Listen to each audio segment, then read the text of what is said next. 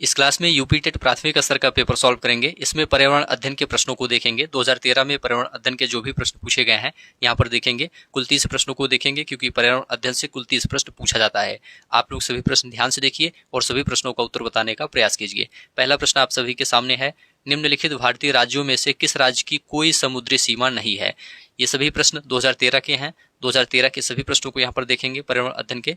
Option है यहाँ पर गुजरात, गोवा, राजस्थान और महाराष्ट्र। देखिए दोस्तों, राजस्थान आपका यहाँ पर सी ऑप्शन राइट आंसर हो जाएगा। राजस्थान क्या है? एक स्थलबद्ध राज्य है। इस राज्य की सीमा दोस्तों समुद्र से नहीं मिलती है।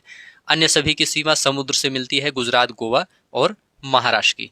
तो यहाँ पर सी ऑप्शन राजस्थान आपका राइट आंसर हो जाएगा। दूसरा प्रश्न है, किसी नदी के प्रदूषण स्तर की माप की जाती है? ऑप्शन है एटीपी, एसटीपी, बीओडी, डब्ल्यूपीएल। तो देखिए दोस्तों, यहाँ पर बीओडी आपका राइट आंसर हो जाएगा। बीओडी का मतलब बायोलॉजिकल ऑक्सीजन डिमांड होता है। बायोलॉजिकल ऑक्सीजन डिमांड से किसी नदी में जल के प्रदूषण स्तर को मापा जाता है। तो यहाँ पर सी ऑप्शन आपका राइट आंसर हो जाएगा। वायरस संक्रमण से होने वाला रोग है। वायरस संक्रमण से होने वाला रोग कौन सा है? तो देखिए दोस्तों, यहाँ पर जुकाम आपका राइट आंसर हो जाएगा। जुकाम दोस्तों वायरस से होने वाला संक्रमण है, जबकि टाइफाइड कालरा किससे होता है? ये जल जनित रोग है। ठीक है, तो यहाँ पर सी ऑप्शन आपका राइट आंसर हो जाएगा। भारत में कृषि को प्रभावित करने वाला मौसम का सबसे महत्वपूर्ण तत्व है। तो देखिए दोस्तों, यहाँ पर राइट आंसर हो जाएगा वृष्टि। यहाँ पर डी ऑप्शन वृष्टि आपका राइट आंसर हो जाएगा। भारत में कृषि को प्रभावित करने वाला सबसे महत्वपूर्ण तत्व क्या है? वृष्टि है। क्यों? क्योंकि भारत उष्ण तथा समशीतोष्ण दो कटिबंध में स्थित है। तो यहाँ पर डी ऑप्शन आपका राइट आंसर हो जाएगा। अगला प्रश्न आप सभी के सामने है, वायुमंडल की सबसे ठंडी परत कौन सी है? सभी प्रश्न आप लोग ध्यान से देखते हुए चलिए। यहाँ पर राइट आंसर हो जाएगा दोस्तों मध्यमंडल। याद रखिएगा, वायुमंडल की सबसे ठंडी परत मध्यमंडल है, क्योंकि मध्यमंडल तक वायुमंडल का तापमान गिरता है और मध्यमंडल के बाद वायुमंडल का तापमान बढ़ने लगता है। तो यहाँ पर बी ऑप्शन आपका राइट आंसर हो जाएगा। अगला प्रश्न आपके सामने है, निम्नलिखित में से कौन सी एक ग्रीन हाउस गैस है? ऑप्शन है sulphur dioxide, oxygen, argon, methane. यहाँ पर मेथेन आपका राइट आंसर हो जाएगा, डी ऑप्शन। ग्रीन हाउस गैसें वे गैसें हैं दोस्तों जो पृथ्वी के तापमान को बढ़ाने में सहायक होती हैं। और प्रमुख ग्रीन हाउस गैसें हैं जैसे आपका मेथेन हो गया, और साथ में कार्बन डाइऑक्साइड हो गया, नाइट्रस ऑक्साइड हो गया, क्लोरोफ्लोरोकार्बन हो गया। ये सभी ग्रीन हाउस गैसें हैं। यहाँ पर डी ऑप्शन आपका राइट आंसर हो जाएगा। अगला प्रश्न आप सभी के सामने है, भारत में प्रोजेक्ट टाइगर की शुरुआत कब हुई थी? देखिए दोस्तों, प्रोजेक्ट टाइगर की शुरुआत 1973 में हुई थी। ए ऑप्शन आपका राइट आंसर हो जाएगा। बाघों की दोस्तों घटती संख्या को रोकने के लिए और बाघों के संरक्षण के लिए भारत सरकार के द्वारा 1 अप्रैल 1973 को प्रोजेक्ट टाइगर की शुरुआत की गई थी। इस प्रोजेक्ट की शुरुआत दोस्तों जिम कॉर्बेट नेशनल पार्क से की गई थी, जो कि उत्तराखंड में है। ठीक है, तो यहाँ पर पहला ऑप्शन राइट आंसर हो जाएगा। पृथ्वी तल पर उस काल्पनिक रेखा को क्या कहते हैं जो 180 डिग्री मेरिडियन यामोत्तर पर खींची है? देखिए दोस्तों, इसे अंतरराष्ट्रीय तिथि रेखा कहते हैं। अंतरराष्ट्रीय तिथि रेखा, ए ऑप्शन आपका राइट आंसर हो जाएगा। पृथ्वी तल पर दोस्तों 180 डिग्री मेरिडियन यामोत्तर रेखा जो काल्पनिक रेखा है, इसे ही अंतरराष्ट्रीय तिथि रेखा कहते हैं। इस रेखा से दोस्तों पृथ्वी को पूर्वी एवं पश्चिमी देशांतर क्षेत्र में बांटा गया है। चलिए अगला प्रश्न देखेंगे, निम्नलिखित में से किस राज्य में गल्फ ऑफ मन्नार मैरीन राष्ट्रीय पार्क स्थित है? तो याद रखिएगा तमिलनाडु में है। B option Tamil Nadu. Gulf of Mannar, Mannar की खाड़ी में स्थित राष्ट्रीय पार्क भारत के तमिलनाडु राज्य में स्थित है। यहाँ पर बी ऑप्शन आपका राइट आंसर हो जाएगा। चलिए आगे बढ़ते हैं। जनगणना 2011 के अनुसार भारत में लिंगानुपात है। देखिए दोस्तों, भारत में लिंगानुपात 943 है, जो कि किसी भी विकल्प में नहीं है। यहाँ पर 940 है, 916, 920, 982 है। 943 अनुपाते 1000 आप लोग इसे याद रखिएगा। ठीक है, 943 के आसपास है, तो ए ऑप्शन को यहाँ पर लगा सकते हैं, लेकिन सही आपका 943 है, इसे आप लोग याद रखिएगा। 943 अनुपाते 1000। चलिए आगे बढ़ते हैं। निम्नलिखित में से किस एक प्राणी को किसान का मित्र कहा जाता है? देखिए दोस्तों, किसान का मित्र केंचुआ को कहा जाता है। बी ऑप्शन राइट आंसर हो जाएगा। केंचुआ को किसानों का मित्र कहा जाता है। क्योंकि केचुआ नीचे की मिट्टी को ऊपरी सतह तक लाने का कार्य करते हैं, जिससे मिट्टी और अधिक उपजाऊ हो जाती है। तो केचुआ आपका राइट आंसर हो जाएगा। चलिए अगला प्रश्न है, पर्यावरण को बचाने के लिए चिपको आंदोलन से कौन सा राज्य जुड़ा हुआ है? देखिए दोस्तों, राइट आंसर हो जाएगा उत्तराखंड राज्य जुड़ा हुआ है, सी ऑप्शन उत्तराखंड। देखिए दोस्तों, चिपको आंदोलन की शुरुआत वृक्षों के कटाव के विरुद्ध प्रसिद्ध पर्यावरणविद सुंदरलाल बहुगुणा तथा चंडी प्रसाद भट्ट के नेतृत्व में उत्तराखंड के चमोली जिले से की गई थी। इस आंदोलन को वर्ष 1973 में प्रारंभ किया गया था, इसे भी आप लोग याद रखिएगा। अगला प्रश्न आपके सामने है, जीवों के व्यवहार का अध्ययन किया जाता है। देखिए दोस्तों, विज्ञान के इथोलॉजी विषय के अंतर्गत, इथोलॉजी यहाँ पर राइट आंसर हो जाएगा, सी ऑप्शन। इथोलॉजी विषय के अंतर्गत जीवों के व्यवहार का अध्ययन किया जाता है। और नियोलॉजी विषय के अंतर्गत तंत्रिका तंत्र से संबंधित रोगों का अध्ययन किया जाता है, तंत्रिका तंत्र से संबंधित। तो यहाँ पर इथोलॉजी आपका राइट आंसर हो जाएगा। समुद्री शैवाल किसका मुख्य स्रोत है या महत्वपूर्ण स्रोत है? समुद्री शैवाल किसका महत्वपूर्ण स्रोत है? तो देखिए दोस्तों, आयोडीन का महत्वपूर्ण स्रोत है, सी ऑप्शन राइट आंसर हो जाएगा। समुद्री शैवाल आयोडीन के प्रमुख स्रोत माने जाते हैं। चलिए आगे बढ़ते हैं। शैक या लाइकेन है, शैक या लाइकेन क्या है? सहजीवी है, डी ऑप्शन सहजीवी आपका राइट आंसर हो जाएगा। ऐसे जंतु या पौधे जो साथ रहकर एक दूसरे को लाभ पहुंचाते हैं वे सहजीवी कहलाते हैं।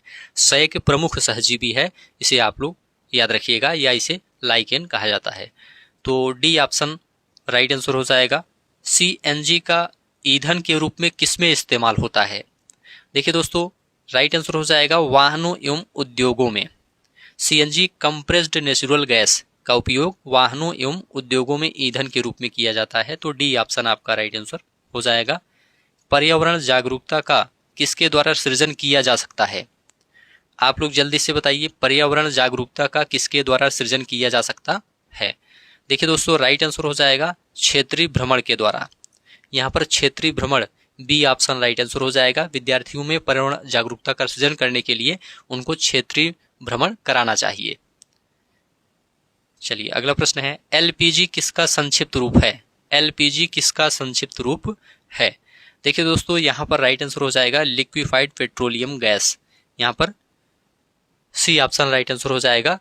हिंदी में द्रवित पेट्रोलियम गैस कहते हैं। लिक्विफाइड पेट्रोलियम गैस का प्रयोग दोस्तों घरेलू ईंधन के रूप में किया जाता है। एलपीजी के मुख्य अवयव दोस्तों ब्यूटेन और प्रोपेन हैं, इसे भी आप लोग याद रखिएगा।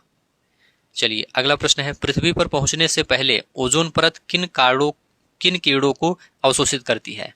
पृथ्वी पर पहुंचने से पहले ओजोन परत किन कीड़ों को अवशोषित करती है? देखिए दोस्तों, यहाँ पर आपका राइट आंसर हो जाएगा परावैंगनी कीड़े। यहाँ पर सी ऑप्शन राइट आंसर हो जाएगा। सूर्य से आने वाली हानिकारक परावैंगनी कीड़ों को ओजोन परत द्वारा अवशोषित कर लिया जाता है, जिससे ये कीड़े पृथ्वी तक नहीं पहुंच पाती हैं। यहाँ पर सी ऑप्शन राइट आंसर हो जाएगा। चमगादड़ स्तनधारी है क्योंकि वह, देखिए दोस्तों, चमगादड़ स्तनधारी है क्योंकि वह बच्चे देता है। डी ऑप्शन राइट आंसर हो जाएगा। जीव वैज्ञानिकों ने दोस्तों चमगादड़ को स्तनधारी वर्ग में रखा है क्योंकि चमगादड़ बच्चे को जन्म देते हैं। ठीक है, चमगादड़ एक रात्रिचर प्राणी है। चमगादड़ एक रात्रिचर प्राणी है, इसे भी आप लोग ध्यान रखिएगा। पर्यावरण की परिभाषा क्या है? पर्यावरण की परिभाषा क्या है?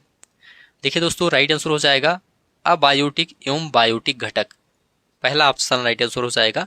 पर्यावरण दोस्तों अनेक तत्वों से मिलकर बना है जो व्यवस्थित समूह में होता है, जिसमें सभी घटक बायोटिक तथा एबायोटिक प्राकृतिक में संतुलन रूप में पाए जाते हैं। निम्नलिखित अंतर्राष्ट्रीय संस्थाओं में से कौन सी संस्था वन्य जीव संरक्षण के प्रति समर्पित है? तो देखिए दोस्तों, वन्य जीव संरक्षण के प्रति समर्पित है IUCN, IUCN,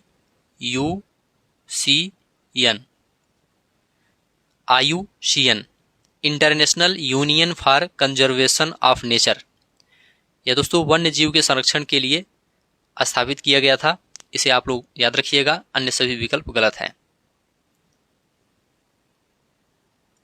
कृत्रिम वर्षा के लिए मेघ बीजन के लिए प्रयुक्त रसायन है, कृत्रिम वर्षा के लिए मेघ बीजन के लिए प्रयुक्त रसायन क्या है? सिल्वर आयोडाइड है।